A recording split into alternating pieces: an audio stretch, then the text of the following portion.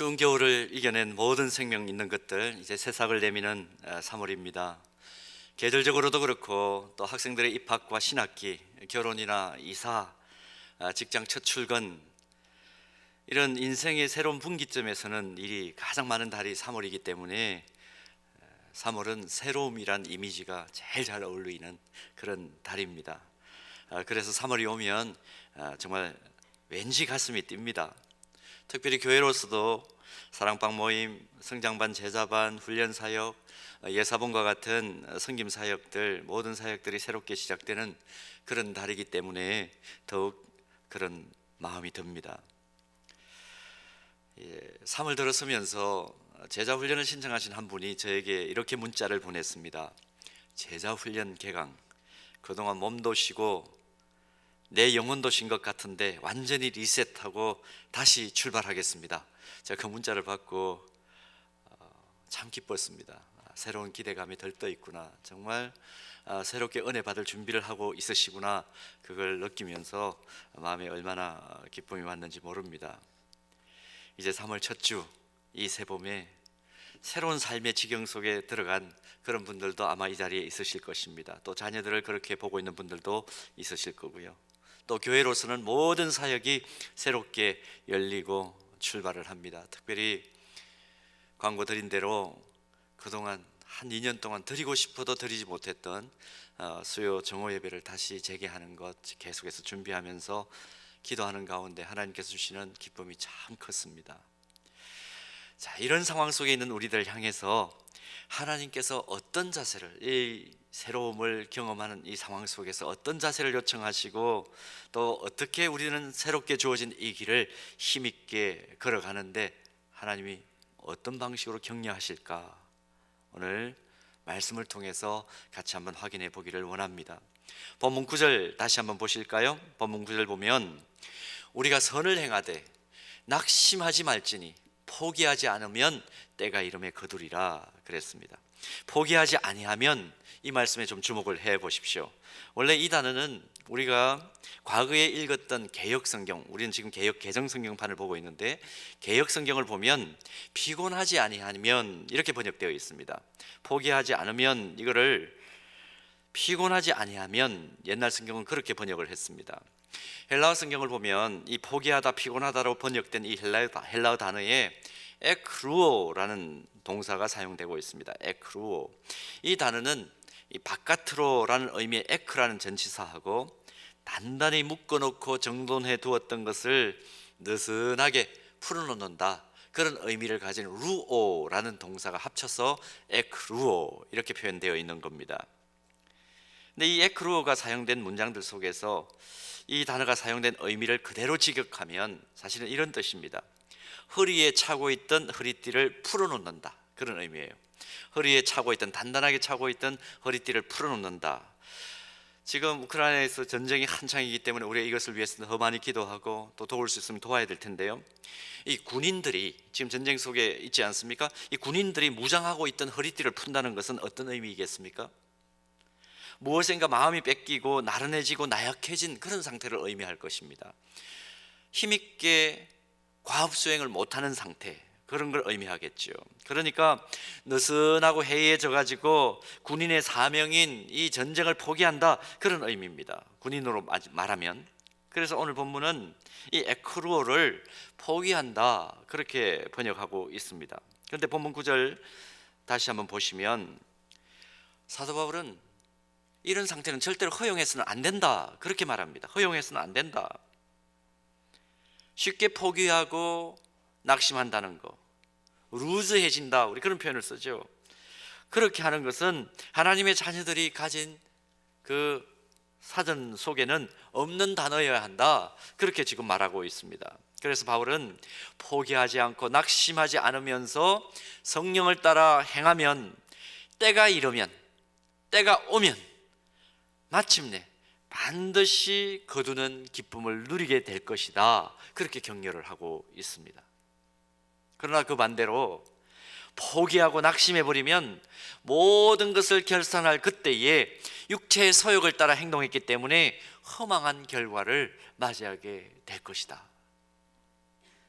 순간순간을 신실하게 살면 신실한 영원한 세계를 맛볼 것이고, 순간순간을 부실하게 살면 허망한 마지막 때를 맞이할 것이다.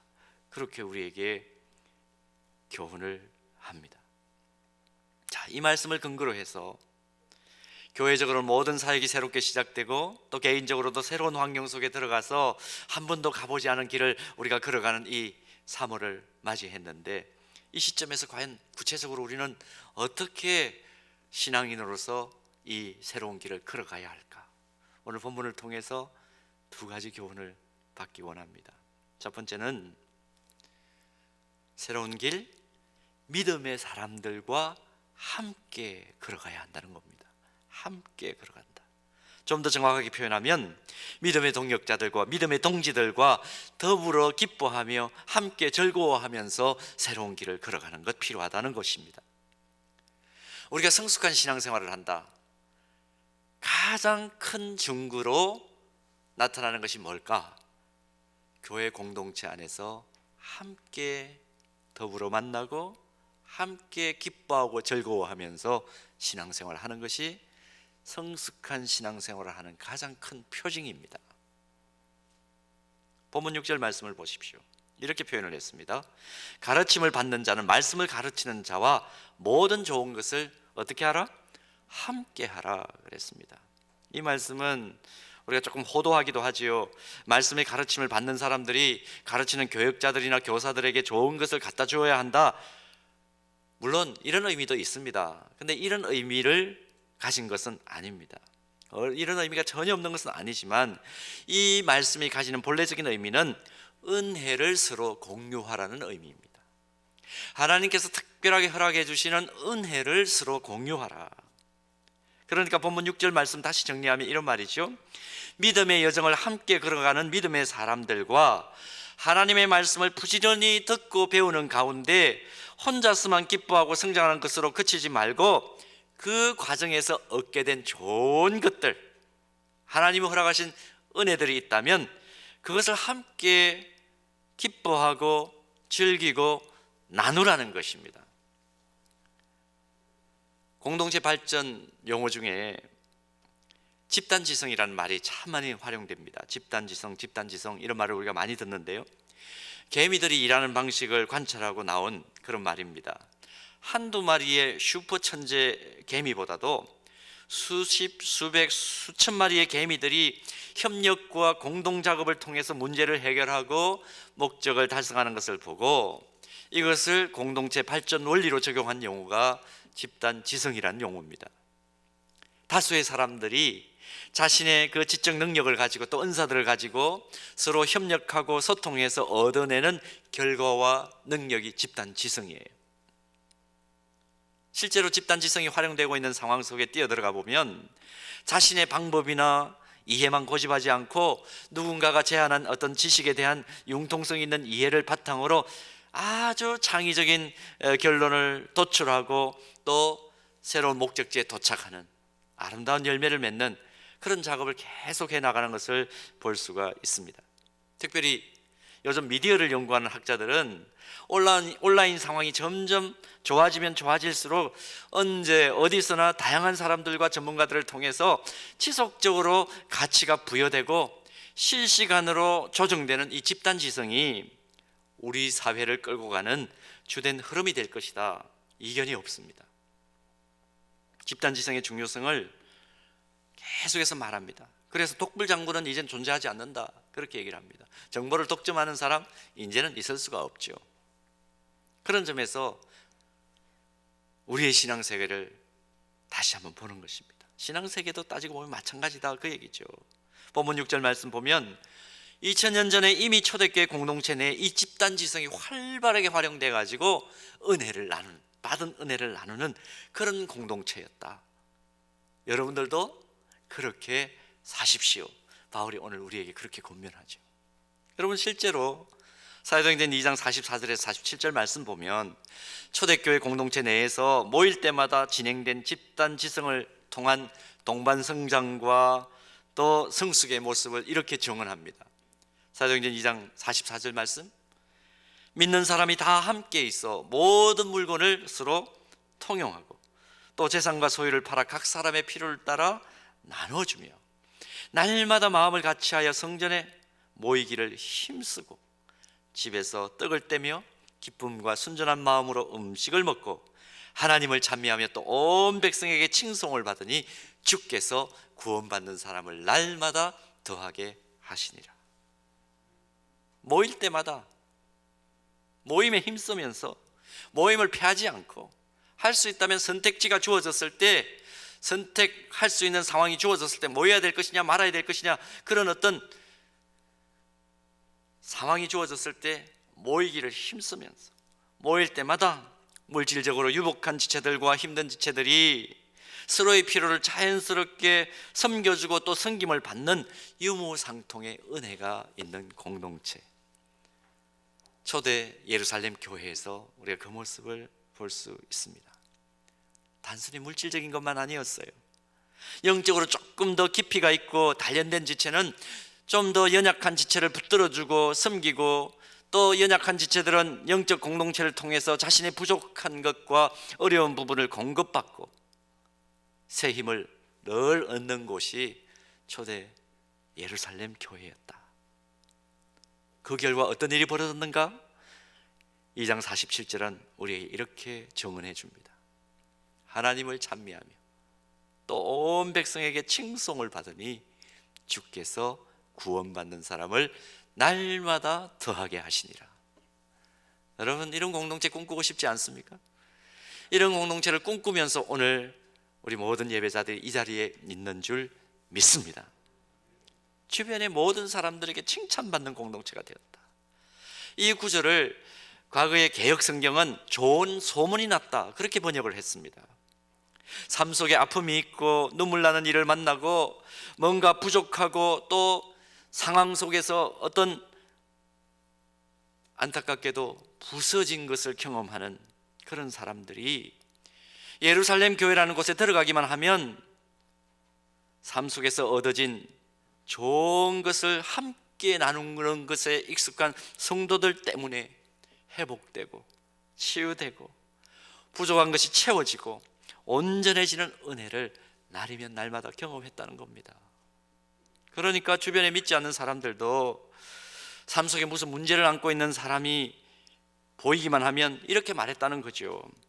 너 마음이 어렵고 어려운 일 당한 것 같은데 저기 예루살렘 교회 보이지? 저기 한번 가봐라. 그 모임에 가면 네가 가진 문제 자연스럽게 해결돼.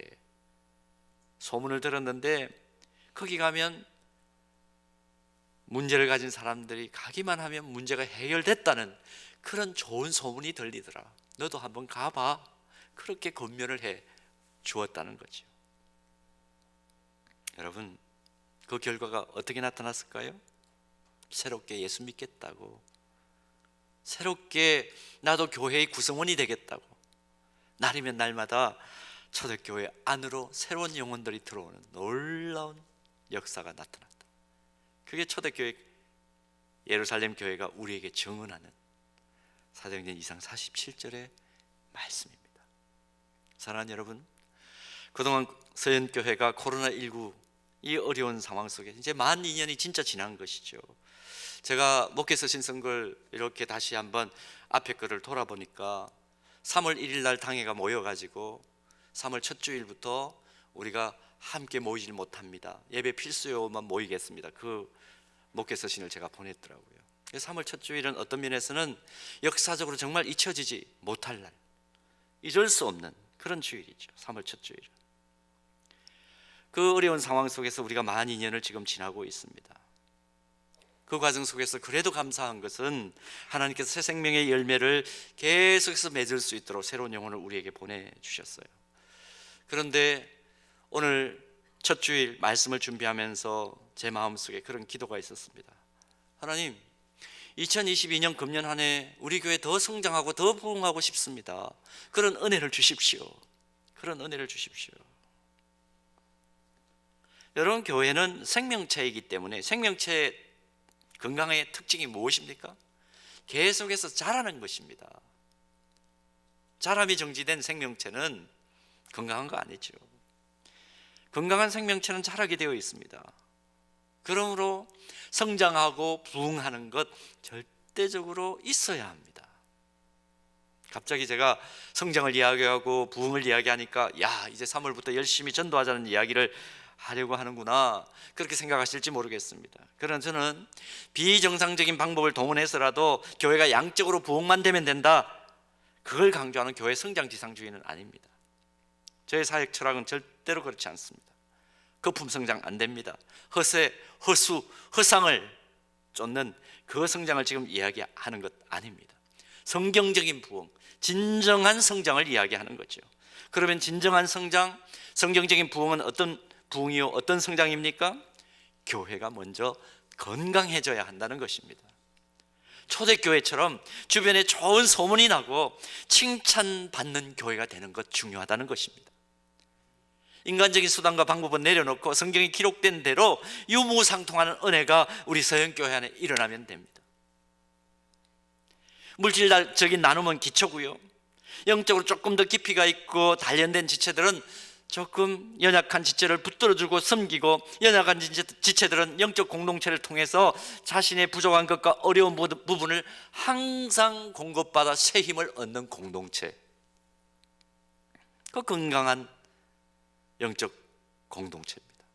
그때 자연스럽게 좋은 소문이 날 것이고, 주님께서 우리와 함께 그 기쁨을 나눌 수 있는 사람들을 날마다 우리 서영교회에 붙여주시는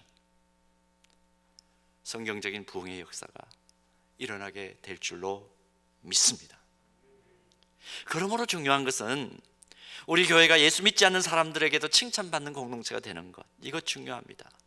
우리 성도 한 사람 한 사람이 서현교회 대표 선수로서 성령의 열매 맺는 삶을 살아서 칭찬받는 사람 되고, 좋은 소문을 몰고 다니는 사람, 몰고 다니는 성도들, 어떤 거창한 행사를 하는 것보다도 이것이 훨씬 더 중요하다는 겁니다. 그래서 우리가 읽었던 이 본문 6절 말씀을 메시지 성경은 이렇게 번역을 했습니다. 우리 같이 한번 읽어볼까요? 다 같이 읽습니다.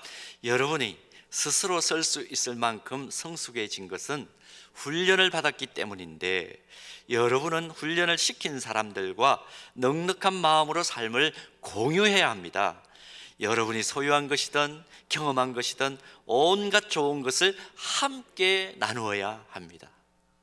먼저 훈련받은 사람이든 또 훈련을 시키는 사람이든 또 훈련을 또 받는, 계속해서 받는 사람이든 중요한 건 무엇입니까? 삶을 공유해야 합니다. 온갖 좋은 것을 함께 나누어야 합니다. 여기에 방점이 있습니다. 사랑하는 여러분, 우리의 삶을 보면 우리는 한 번밖에 걸어갈 수 없는 그런 인생길을 걸어가는데, 특별히 중요한 것은 뭐냐 하면 우리의 영혼을 위해서 서현교회라는 이 가치로운 공동체에 함께 몸을 싣고 있습니다. 함께 몸을 담고 있습니다. 단 한 번밖에 내 영혼이 경험할 수 없는 시간을 같은 시간 같은 공간 안에서 예배하고 말씀 나누고 교제하고 세상을 복음으로 섬기는 그 일을 우리가 하고 있는 겁니다. 딱 한 번밖에 경험할 수 없는 내 인생의 가장 중요한 시간을 그냥 소비하고 낭비해버릴 수도 있습니다. 그러나 우리의 선택에 따라서 더 의미 있고 가치 있게 보내기 위하여 우리가 새로운 선택을 또 할 수도 있고 더 진한 선택을 할 수 있습니다. 그 길이 무엇입니까? 함께 믿음의 길을 걸어가고 있는 신앙의 동지들과 동역자들과 서로 더 위로하고 더 격려하고 더 용기를 주고 더 힘을 북돋아주는 그 일을 하는 것입니다. 어떻게 하든지 더 자주, 어떻게 하든지 더 많이 모일까, 그것을 궁리하면서 함께 모이는 거죠. 그러므로 이 귀한 시간에 우리가 옆에 있는 분들을 참 귀히 여겨야 합니다. 제가 교회 앞에 광고 드리면서 우리 함께 인사를 나눴는데, 인사 나눈 메시지 기억하십니까? 인사의 내용을 기억하십니까? 얼굴을 뵈니 힘이 납니다. 이 말이 모일 때마다 우리에게 터쳐 나와야 됩니다. 목소리만 들어도 생기가 돋습니다. 감사합니다 장로님, 감사합니다 집사님, 감사합니다 권사님. 얼굴만 봬도 목소리만 들어도 생기가 나고 힘이 나고 살아갈 용기가 새로워집니다. 그 얘기가 우리 안에 있어야 한다는 것이죠. 함께 하는 것 기억하십시다. 그런가 하면 두 번째로 이 새봄에 우리에게 주어진 이 새로운 길을 걸어갈 때 필요한 자세 또 한 가지는 우리가 배운 하나님의 말씀대로 삶의 현장에서 순간순간 최선을 다해 살아가는 것입니다. 순간순간 말씀대로, 배운 말씀대로 살아가는 것. 본문 9절에서 10절 말씀 보면 선을 행하라, 착한 일을 하라, 그 명령의 말씀이 나오지요. 이 말씀은 우리가 하나님 은혜를 받고 은혜의 삶을 살 때 우리의 발길이 머무는 그곳이 빛을 보게 되고 소금의 맛을 보게 되는 그런 일들이 반복적으로 일어나야 한다는 것을 의미합니다. 이것을 본문은 선한 일, 착한 일이라고 기록했습니다. 그러므로 우리가 신앙생활을 한다는 것은 썩는 냄새가 나는 곳에 들어가서 썩는 것을 방지하는 실제적인 삶을 사는 것을 의미합니다. 어두운 곳에 들어가서 빛의 생활을 하는 것을 의미하죠. 그런데 우리가 들어간 공동체 자체가 전체 대세가 썩어 악취가 나고 암울한데 그 속에서 반대 방향의 삶을 살아간다는 것, 거슬러 올라가 산다는 것 참 쉽지가 않습니다. 때로는 내가 가지고 있는 직함을 걸어야 될 때도 있고 극단적으로는 생명을 걸어야 할 수도 있는 정말 쉬운 일 아닙니다. 그러나 허리띠를 풀어놓고 안이하고 느슨하게 대처해서는 결코 변화는 일어나지 않는다는 것이죠. 하나님께서 기뻐하시는 일, 누군가를 섬기고 돕고 나눔을 실천하는 일 하다 보면 때때로 지치기도 하고 포기하고 싶은 마음이 들고 낙심하게 되면 만사가 귀찮아지는 것 당연한 일 아닙니까? 우리의 연약한 본성이기 때문에 어쩔 수가 없습니다. 연약한 본성을 가지고 있으니까. 그런데 이 상황을 꿰뚫어 보고 사도 바울은 오늘 본문 10절에서 이렇게 권면하는 겁니다. 그러므로 우리는 기회 있는 대로 모든 이에게 착한 일을 하되 더욱 믿음의 가정들에게 할지니라. 기회가 있는 대로, 기회가 있는 대로.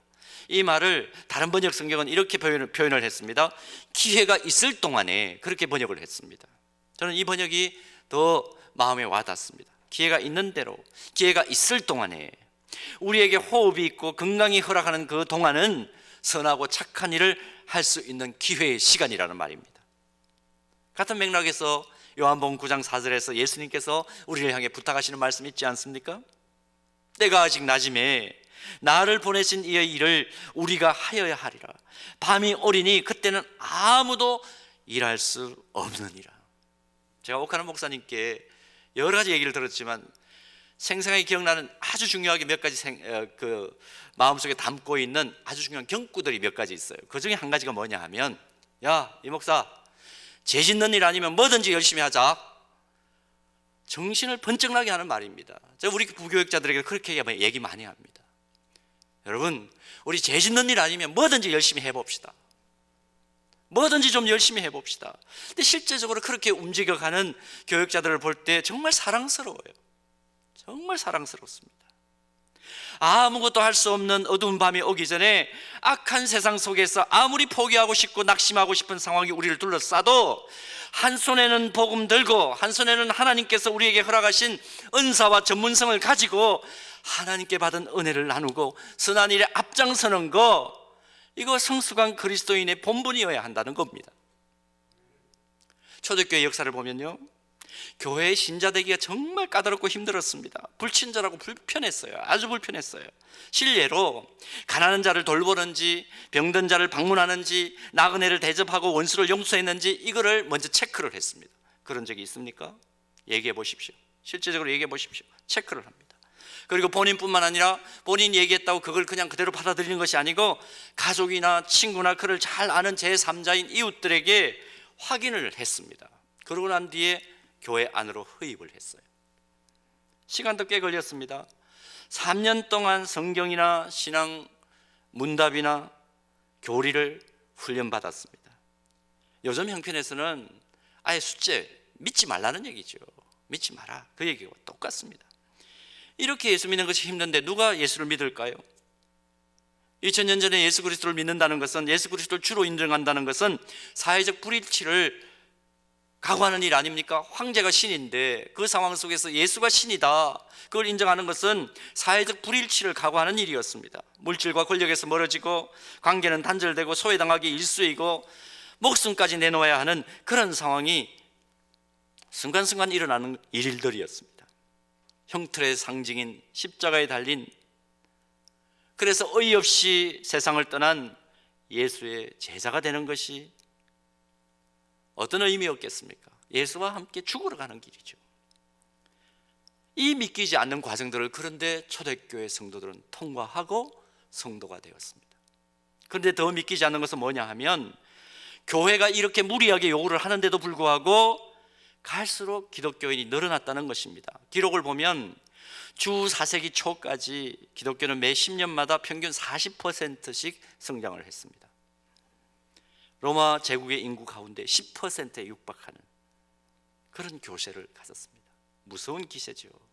한국 교회가 경이로운 성장을 했다고 하지만 초대교회의 성장 역사와 비교해보면 아무것도 아닙니다.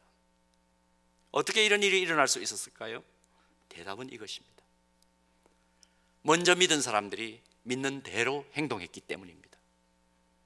함께 은혜를 나누고 좋은 것을 가지고 서로 섬기는 데 익숙한 성도들, 핍박을 받는 상황 속에서도 선하고 착한 일을 게을리하지 않고 허리띠를 풀어놓고 있지 않고 느슨해지지 않고 계속 그 자리에 서 있으면서 선하고 착한 일을 하는데 앞장는 서는 사람들, 그들이 누구였느냐? 초대교회 성도들이었다는 거죠. 이것이 당시 로마 제국의 시민들에게 의문을 자아냅니다. 고난을 당하면서도 독특한 희망을 품으며 사는 사람들의 이 삶이 로마 제국에 속한 사람들에게 궁금해서 미칠 지경이 돼버린 거예요. 그래서 궁금증을 해소하기 위해서 사람들이 꾸역꾸역 교회로 들어온 것입니다. 무슨 행사나 전도 프로그램이나 유명한 사람을 불러다가 집회 같은 것을 해서 관심을 끌려는 그런 시도 자체를 아예 하지 않았습니다. 그 당시 성도들은 믿기 쉽게 하는 것이 신앙의 변질이고 믿기 어렵게 하는 것이 신앙의 본질이라 그렇게 이해를 했던 거죠. 예수님 성육신 이후 정리된 기독교 역사를 보면 어느 시대이고 예수님을 따르는 것이 세상적인 성공에 이르는 지름길이었다, 그렇게 가르친 경우는 없습니다. 거의가 좁은 길 가는 것이 그리스도인의 삶이다를 가르쳤습니다. 성도들이 고난받는 것보다 불편한 것을 더 두려워하고 싫어하는, 편안함을 추구하는 그런 상황이 되면서 솔직하게 우리가 인정하기 싫지만 기독교는 참을 수 없이 가벼운 기독교가 되어버린 겁니다. 교회의 영광과 권위는 핍박보다도 불편함을 감수해내는 것을 어려워하기 시작하면서 그 영적 권위와 영광이 퇴색해져 버린 겁니다. 그리고 가여운 공동체가 되어버린 거죠. 주 313년에 로마 제국의 콘스탄틴 대제가 기독교를 로마 제국의 국교로 공인한 이후에 크리스텐덤 이렇게 번역된 기독교 왕국 사회가 도래하면서 교회가 이제 공적으로 권력을 이용해서 신앙을 가지라고 강요를 했습니다. 그 상황 속에서 특권과 이익을 노린 위장된 그리스도인들이 교회 안으로 쑥 들어온 것이죠. 그때부터 깐깐하고 정밀했던 회심의 과정이 축소되고 그냥 간소화되어 버렸습니다. 성도라고 하지만 그 질이 저하되는 것은 불보듯 뻔한 상황이 되어버린 것 아닙니까? 여러분, 이런 역사적 사실에 기초해 볼 때 오늘날 기독교가 능력 없는 기독교로 인식되는 가장 큰 이유 무엇입니까? 바로 성도 개개인을 향한 변화의 수준이 너무 낮아졌다는 것입니다. 교회가 변화를 요구하지 않아요. 너무 쉽게 성도가 되고 삶은 그대로인데도 누구나 기독교인으로 누구나 직분을 받을 수 있는 그런 상황이 되어버린 현실 속에 기독교는 눈알 뽑힌 삼손과 같이 되어버린 그런 무기력한 공동체가 된 것입니다. 요즘 저는 말씀을 읽는 과정에서 도대체 내가 예수를 제대로 믿기나 하나? 아득한 비관에 빠질 때가 있습니다. 이렇게 말씀드리니까 저 목사는 믿음이 없구나, 그렇게 생각할지 모르겠는데요, 제 절망과 비관은 긍정적인 절망과 비관이에요. 사실은 우리가 예수 그리스도를 제대로 믿는다면 말씀을 펼쳐들고 읽을 때마다 내가 이 말씀에 비추어 보니까, 내 기준이 아니라 이 말씀의 기준에 비추어 보니까 내가 하나님 앞에 죄인이로구나, 내가 하나님 앞에 죄인의 계시로구나, 그 탄식이 저절로 나올 수밖에 없는 겁니다. 그래서 포기하지 않고 낙심하지 않는 하나님의 사람이 되기 위해서 내가 더 말씀을 기준으로 훈련받고 내가 더 깊이 있게 하나님께 나아가야 되겠구나 하는 결단을 우리는 늘 해야만 하는 것이에요. 이제 오늘부터 본격적으로 말씀 훈련을 위한 성장반, 제자반 사역을 비롯한 모든 사역이 시작이 됩니다. 이런 말이 있더군요. 나이가 드는 것은 필수이지만 성숙을 향해 움직이는 것은 선택이다 하는 말이 있습니다. 여러분, 아무리 나이가 들어도요, 성장하는 것을 선택하기만 하면 우린 계속해서 성숙하고 성장할 수 있습니다. 오늘 이날 우리 다시 한번 그래서 결단하기를 원하는 겁니다. 본문 6절에 자기의 육체를 위하여 심는 자는 육체로부터 썩어질 것을 거두고 성령을 위하여 심는 자는 성령으로부터 영생을 거두리라. 3월부터 시작되는 교회의 모든 사역을 통해서, 또 여러분 스스로 새롭게 결단하는 모든 하나님의 말씀을 기준으로 살려고 하는 결단을 통해서 우리 모두가 더 하나님께서 인정하실 수밖에 없는 예수 따르미로, 성도로서, 또 하나님의 자녀로서 빛나게 되는 새로운 출발점이 되기를 축복합니다. 오늘 이 시간 어떤 어려움이 있어도 나는 포기하지 않고 나에게 주어진 이 세기를 성령께서 주시는 능력 받아서 지속적으로 말씀으로 훈련받아 성장하는 길로 삼으리라. 이 결단이 있는 오늘 이 귀한 시간 되기를 주님의 이름으로 축복합니다.